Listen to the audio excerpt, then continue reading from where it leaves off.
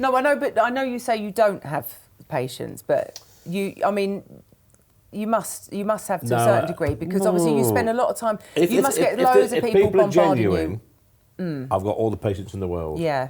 If they are just ringing up or getting in touch and it's just ridiculous, then I would just say, don't bother my staff again. We get some idiotic phone calls, we get death threats. I've had, about 4 or 5 people go to court over death threats to me and blackmail. I had why do people do this to you? I don't know. I mean, I had one gun threaten to slit my throat.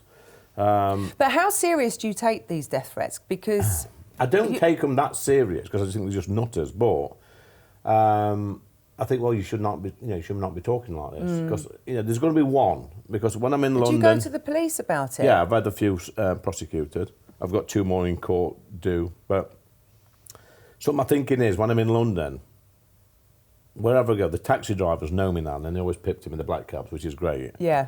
And people always come and say, is it Lee? But always in the back of my mind, I'm thinking, is this the one that's going to have a go at me? Yeah. Always. I mean, there was one last week, and I feel a bit bad now. He says, is it Lee? And I said, no, it's not. I just look like him. Because I thought this could be the one. But this is what actors do all the time, darling. Is it, Debbie? No. Yeah, but people don't hate actors. They hate politicians. They do. Yeah. They do 50%, whatever party you're in, 50% of the population will hate you. But why does reform? Why do people they react so badly to when the minute you say reform, people go, oh! And why? Because we're a threat. We're a threat to the main 2 parties. That's why. Yeah. Because we're offering people something that the main 2 parties have promised people many things over the years, and then gone back on the word straight away. Yeah. And people are just I think that's fed why up with people don't have trust. Yeah, there's no trust at all. in politicians Yeah, these the days. last Conservative government. What makes you any different? No, I'm not asking the question, but from the rest of the country, what they're going to say is, well, how do we know you're going to deliver? How do we know you're going to stick to your word? Well, I love my country, Natasha. I love my country. I'm very proud of our history, our heritage, our culture, our laws, our traditions. I love it. But how do you gain the trust from people to believe in you, though? Well, we're doing it now. I mean, we're topping the polls in several polls.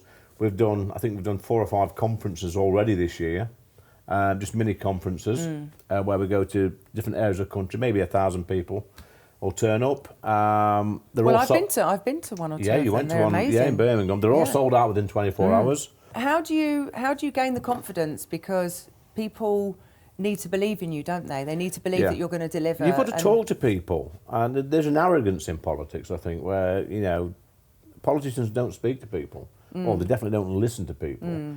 And I'm incredibly proud of our country. And I said it maybe at one of the conferences you went to, Natasha. Our country, it's our history, our heritage, our culture, our way of life, our traditions. They are the envy of the world. Over 50% of the inventions on this planet over the past 1,000 years have come from this little country. Without this country, our world would be probably 50 or 60 years behind what it is now. We've saved Europe on 2 occasions. It's everywhere you go in the world, you see something that is British. We're quite amazing, really. We are amazing. We punch well above our weight. We've spent hundreds of years developing and growing our country into a great nation. And now, over the past 20, 25 years, we've decided to give it away.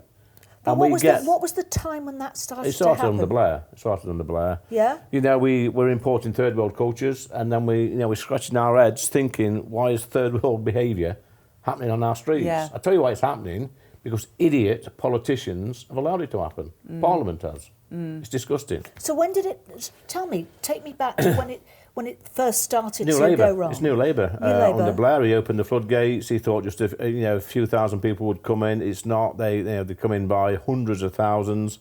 But the worst, and I have to hold my hands up here, was the last Conservative government. They introduced this points-based system, which I didn't agree with, which meant, and we came out of the European Union, which I did campaign for.